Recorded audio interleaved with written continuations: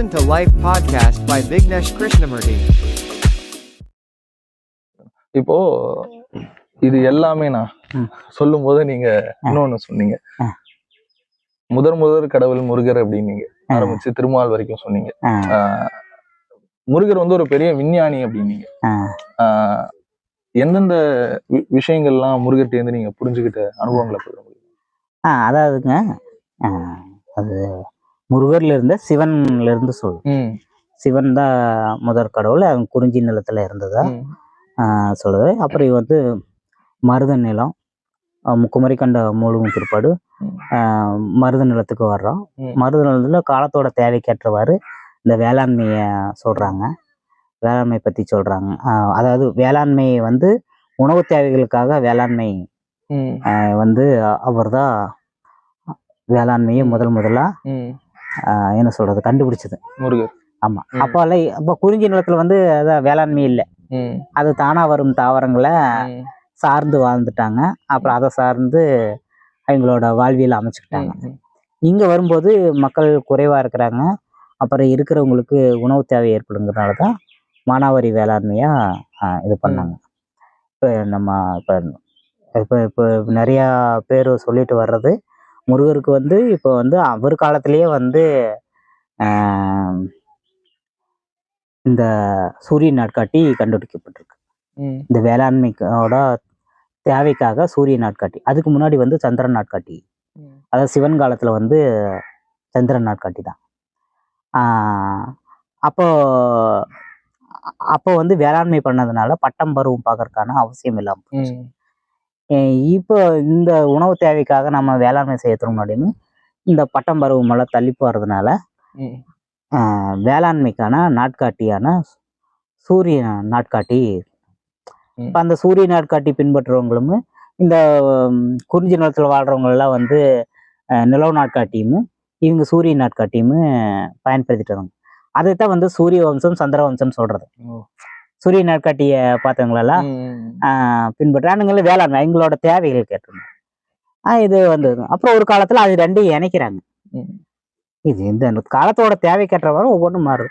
அப்போ சிவன் காலத்துல வந்து நிலவ நாட்காட்டியும், முருகர் காலத்துல வந்து இந்த நம்ம சூரிய நாட்காட்டியும், அதுக்கு பிற்பாடு வந்த ராவணேந்திரர் காலத்துல இந்த ரெண்டு வந்து இணைச்சிக்கிட்டாங்க. அதுதான் சாக்கா நாட்காட்டி அப்படின்னு சொல்றாங்க. அப்போ அதை வந்து கொண்டு வர்றாங்க. அதுக்கு அடுத்தது பார்த்துட்டிங்கன்னா இன்னும் தேவைகளுக்கு ஏற்ற மாதிரி ராவணேந்திர காலத்துக்கு பிற்பாடு இவர் கிருஷ்ணர் காலத்தில், அவர் காலத்தில் பார்த்துட்டிங்கன்னா இன்னும் வந்து வானியல் ஆய்வு பண்ணும் போகும்போது நான் சொன்னாங்களா சூரியனோட நகர்வில் 1 டிகிரி நகர்றதுக்கு 60 ஆண்டுகள் எடுத்துக்குது அப்படின்னு சொன்னாங்க இல்லையா. இதை கண்டுபிடிச்சது அவரு தான். யாரு? கிருஷ்ணர். அவரு தான் வந்து இப்போ பார்த்துட்டிங்கன்னா காலத்தை வந்து 1 நாள், 1 மாதம், 1 வாரம், 1 ஆண்டு இப்படியெல்லாம் பிரிச்சாங்க. இந்த சூரிய நகரை வச்சு தான் இவர் வந்து அது யுகமா பிரிக்கிறார். ஒரு யுகத்துக்கு 1800 ஆண்டுகள், அது 30 டிகிரி நகர்ந்தா ஒரு கோணம் வந்து 1800 ஆண்டுகள் அப்படின்னு சொன்னதுனாலதான் கிருஷ்ணரை வந்து யுக புருஷன் சொல்றோம். அந்த காலத்தை யுகமா பிரிச்சதுனால யுக புருஷன் சொல்றோம். அப்புறம் அதுக்கு அடுத்தது இப்போ நம்ம நடைமுறை இருக்கிற நாட்காட்டி எல்லாமே பார்த்துட்டிங்கன்னா இது யாரால் கண்டுபிடிப்பதுன்னா திருமாலால் கண்டுபிடிக்கப்பட்டது. திருமால், பெருமாள், விண்ணவன் அப்படிங்கிற பேர்ல இருந்தான். இவங்க எல்லாமே பார்த்துட்டிங்கன்னா மாயாஜால, இவங்க சொல்ற மாதிரி மாயாஜால கடவுள் கிடையாது. இவங்க நம்மளை போல வாழ்ந்து மக்களுக்கு இந்த விண்ணாராய்ச்சி செஞ்சு மக்களுக்கு வந்து இந்த பொழுதுகளை காமிச்சு இந்த நிலத்தோட புரிதலும் வச்சு வாழ்வியலுக்கு ஒரு வழிகாட்டிகளாக இருந்தவங்க தான். பெரும்பாலும் இதில் பார்த்தீங்கன்னா எல்லாமே ஆண்டிகளாக தான் இருப்பாங்க. பிற்காலத்தில் வந்தவங்க தான் கல்யாணம் பண்ணிப்பாங்க. இப்போ முருகன் ஆண்டின்னு சொல்கிறோம், சிவன் ஆண்டின்னு சொல்கிறோம். இவங்க எல்லாமே முழுக்க மக்களுக்காக தங்களை அர்ப்பணிச்சுட்டு கொண்டாங்க. பிற்காலத்தில் தங்களோட ஞானத்தையும் எல்லாத்தையுமே அடுத்த தலைமுறைக்கு கடத்திட்டு போனவங்க தான். இதுதான் அது. இதுல வந்து ஒருத்தர் பெரியவர், ஒருத்தர் சின்னவர்னு சொல்ல முடியும். இது பிற்காலத்துல வந்த அரசியல் படுத்தப்பட்டு என்ன ஆயிடுச்சுன்னா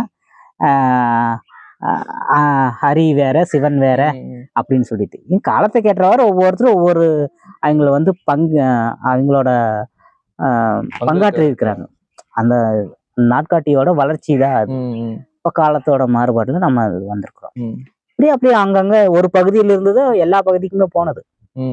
இப்போ கணியன் பூங்குன்றனாரு என்ன சொல்றாரு, யாதும் ஊரே யாவரும் கேளீர் அப்படின்னு சொல்றாரு. இது என்னன்னா என்னோட புரிதல் அவர் எப்படி சொல்லியிருப்பாரு அப்படின்னா, எல்லாம் இப்ப குமரி கண்டத்துல இருந்தா மொத்த உலகமுமே அங்க இருந்தது எல்லா பக்கமும் போயிருக்குது.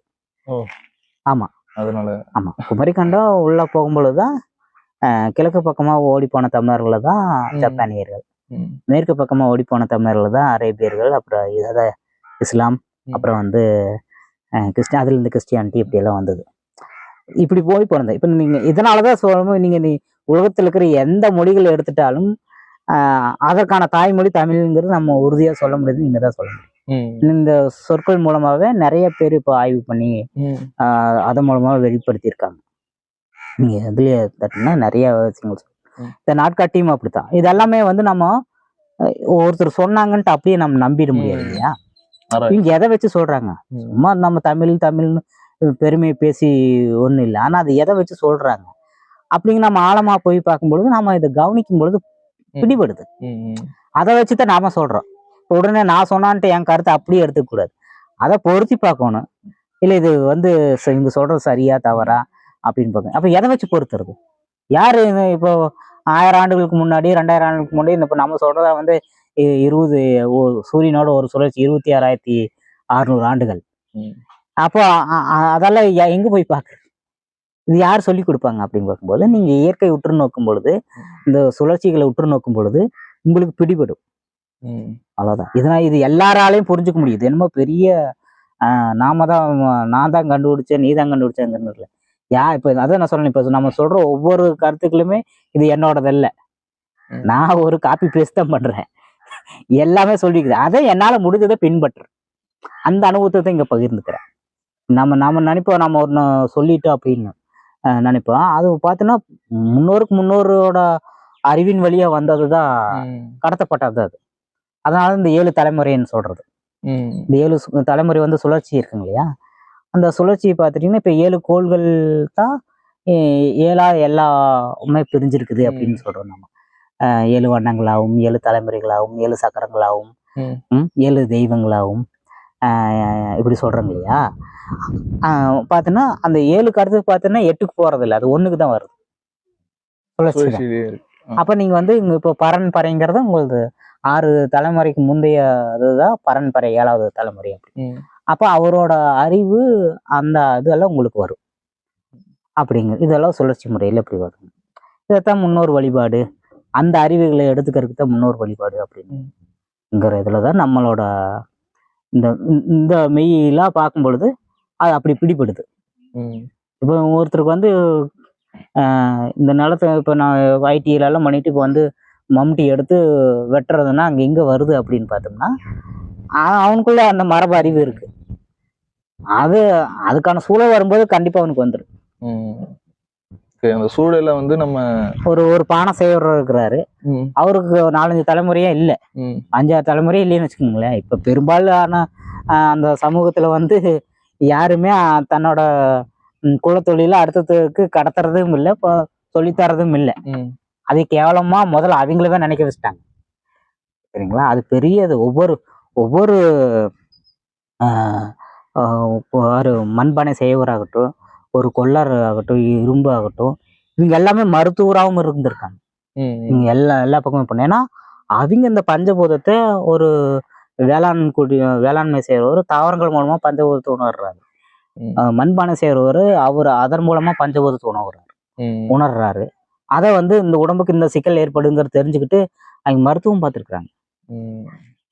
எல்லாமே பெரிய பெரிய வேலைகள் பண்ணியிருக்காங்க. எல்லா விஷயங்களுமே பண்ணியிருக்காங்க. இங்கே பிற்காலத்துல அது அரசியலாகப்பட்டு ஒவ்வொரு குடியிலும் குலத்தொழிலுமே கேவலமா சொல்லி அவங்களுக்கு இதுதான் சிறப்பு அப்படிங்கிற மாதிரி சொல்லி பண்ணிட்டாங்க. ஆனா அந்த காலத்துல எல்லாம் வந்து எல்லாருமே எல்லா தொழிலுமே கத்துருக்குறாங்க.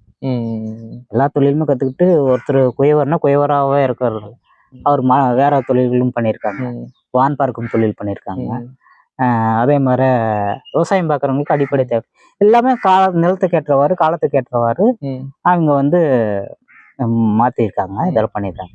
என்னன்னா இப்போ நம்ம இந்த நவீனத்தோட உச்சத்துக்கு தொடர்றதுனால நமக்கு எதுக்காக தொடங்கப்பட்டதோ அதுக்கு அதனோட அடிப்படைக்கு தொடாம இப்போ விடுபடுறதுக்கான காலகட்டமும் ஆயிடுச்சு. இந்த பூனைக்கு மணி கட்டுற கதையா அந்த மாதிரி ஆயிடுச்சு. பூனை தொந்தரவாக்குன்னு கட்டி வச்சிருக்கிறாங்க. ஒரு பக்கம் உலகம் வந்து இந்த நவீனங்களை நோக்கி நகர்ந்து சென்றாலும் இன்னொரு பக்கம் ஆழமான புரிதல்களை நோக்கி உண்மையை நோக்கி மனிதர்கள் போயிட்டு இருக்காங்க. இனி எல்லாருக்குமே இந்த புரிதல் ஏற்படுங்க, நம்ம சொல்லணுங்கிற அவசியமே இல்லை. நான் அதற்கான காலம் வந்துடுச்சு. எப்படி பகலாயிருச்சுன்னா எல்லா உயிரினங்களும் வெளியே வருதுல்ல, அது போல எல்லாரும் வெளியே வர்றதுக்கான காலம் வந்துடுச்சு. இனி வந்து ஒருத்தர் தான் இது எல்லாமே மீட்டு எடுக்கணும், ஒருத்தர் தான் இது செய்யணும் அப்படிங்கிறதுல எல்லாருக்குள்ளேயுமே அந்த புரிதல் வந்துருச்சு. அதனோட உச்சமாத்த இப்ப இருக்கிற விஷயங்கள் அவங்களே இப்ப பெரும் பெரும் விஷயங்கள்ல முன்னெடுத்து அவங்களே அதுல ஆட்பட்டு அவங்களே அதுல அழிஞ்சு போறாங்க. இப்ப கண் கூடாவே பாக்குறோம். அப்ப அந்த புரிதலுக்கு வராங்க, ஆமா இது தவறு அப்படின்ற. நாம என்ன சொன்னாலும் அது கேட்க மாட்டாங்க. அதை நம்ம பேசிட்டு இருந்த போது சொன்னோம், ஏதோ நாம ஒண்ணு சொல்லி இன்னொருத்தர் கத்துக்கிறாங்க அப்படிங்கிறது இல்ல, அவங்களுக்கு அந்த விஷயத்தை தேடிட்டு இருக்கிறாங்க. அந்த தேடல் உள்ளவங்க தான் சரியான தேடுபவர்களும் தேடப்படக்கூடிய விடயங்களும் ஒன்று சேரும். இது ரெண்டுமே இயக்கத்துல இருந்தா தான் ஒண்ணு சேரும். நான் சொல்ற கருத்து உங்களுக்கு புரியுதுன்னா உங்களுக்கு ஏற்கனவே புரிஞ்சதுதான், அதனால உங்களால புரிஞ்சுக்க முடியுது. நான் சொல்றதுனால நீங்க புரிஞ்சுக்கிறத கருதி இருக்கக்கூடாது. இது என்னமோ நான் சொன்னதுனால உங்களுக்கு புரியும் தன்மை ஏற்பட்டதுனாலதான் நீங்க இங்க வர முடியுது, இங்க இந்த விஷயத்த கேட்க முடியுது, அது புரிஞ்சுக்கவும் முடியுது. ஏன்னா இது இவ்வளோ ஆண்டுகள் ஒரு சுழற்சி, சூரிய சுழற்சியெல்லாம் சொல்லும்போது நமக்கு என்ன அப்படி ஒரு சிந்தனையே இல்லாம சில நேரம் நான் தூங்கியிருப்பேன். நமக்கு நான் சொல்லும் பொழுது நானால இந்த சூரிய சுழற்சி பத்தி இந்த தெரிஞ்சுக்கும் பொழுது அந்த வகுப்புல இருக்கும் பொழுதெல்லாம் பார்த்துட்டோம்னா நான் தூங்கிடுவேன். ஏன்னா அதுக்கு மேல சிந்தனையே இல்லை, பலமுறை தூங்கி இருக்கிறேன். அப்ப நம்ம நாள்பட அதை பத்தி புரிஞ்சுக்கும் பொழுது நமக்கான வாய்ப்புங்க கிடைக்குது. இப்ப எல்லாத்துக்கும் கிடைக்குமா? எல்லாரும் போய் அண்ணாந்து வானம் பார்த்து எல்லாம் பண்ணுவாங்க. அவன் வேகமான வாழ்க்கையில் இருக்கிறவங்க அண்ணாந்து பார்க்கறதுக்கே நேரம் கிடையாது. எல்லாம் கும்மி வச்சிட்டாங்க, மொபைல் பார்க்க வச்சிட்டாங்க.